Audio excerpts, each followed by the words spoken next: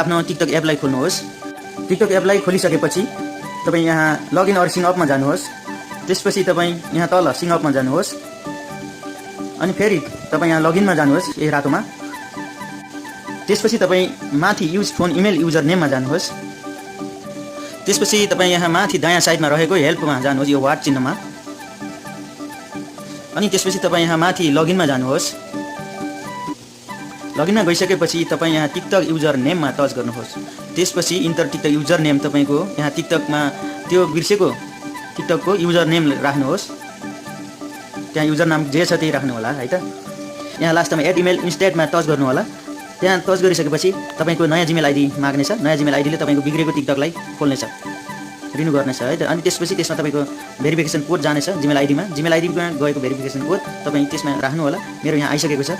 यो कोड राखिसकेपछि तपाईँको आइडी र पासवर्ड जस्ताको तस्तै नयाँ बन्नेछ।